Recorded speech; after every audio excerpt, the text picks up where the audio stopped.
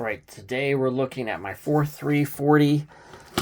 I just had to give it a go. A lot of people like this gun and they will keep buying them even if they break. I have 2 decommissioned ones in back out of the 3 that broke. And what usually breaks, if you do everything right, because it doesn't break till well after 1,000 shots, is the metal post in back. Now on mine I have a modification. I have high impact gel on that, and that is another subject for another video.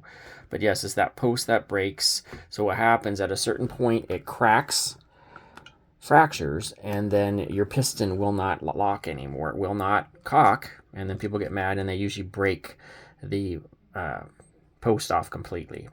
So that's usually how these things die, but you can also, by dry firing it, you can damage the piston tube if you keep doing that. That's another way. So here's why I knew I needed to do a video right away. I bought these Daisy Match because they worked well on my Crossman. In fact, they were so good. It's very close between Black Diamond BBs and these Daisy Match. Which one's better? They both look very, very good in the Crossman. And so, hey, let's try that in a 340. But it wouldn't take them. It was dry firing, shooting 3 feet, was jamming, not loading, everything, you name it. And I realized I needed to stop. I will use those very good BBs in other guns, but this one doesn't like them. So then I went to my backup plan. I said, let's go with the Umarex. And look, those are considered good middle-of-the-road BBs. Umarex is very proud of them. No one's really said anything bad about them.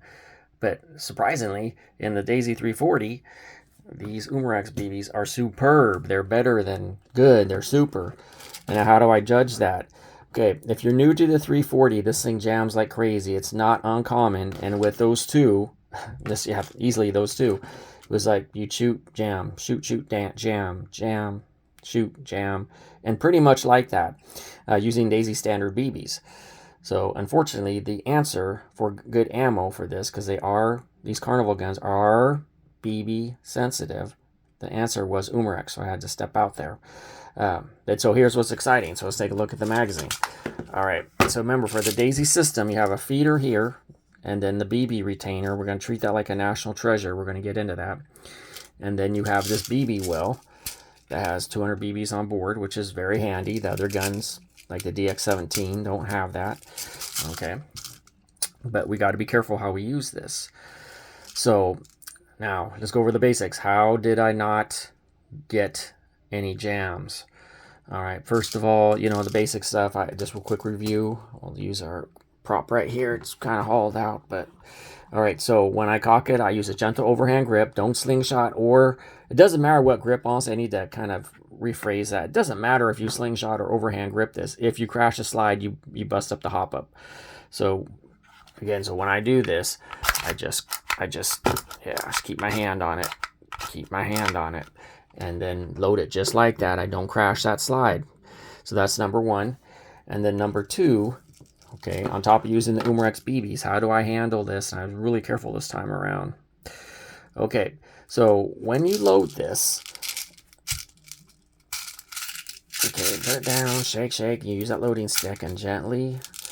Okay, so that's pretty good. So I'm pretty happy with that. And let me explain why. Okay, so we got 3 BBs showing right here. 1, 2, 3. And then that black bridge right there is 2 BBs hiding in there, and then the one on top. So 3 on bottom, that means you have 6.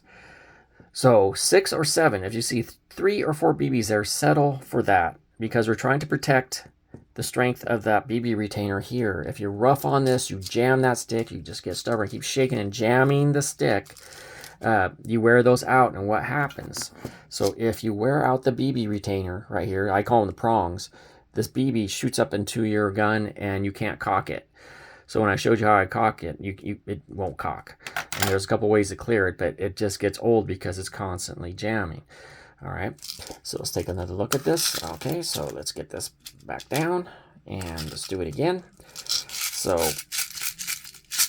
okay, and again, okay, now see that stick, it's caught. So what I do is I turn it over. Okay, it's got another 6. It's kind of like the scratch ticket. And then I turn it over and gently ease that stick home.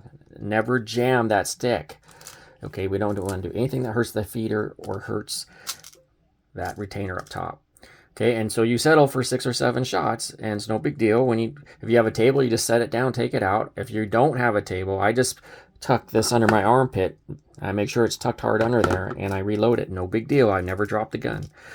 Okay, so that is what I consider the secret. No jams, folks. I'm serious. If you're new to the 340, that is a big deal.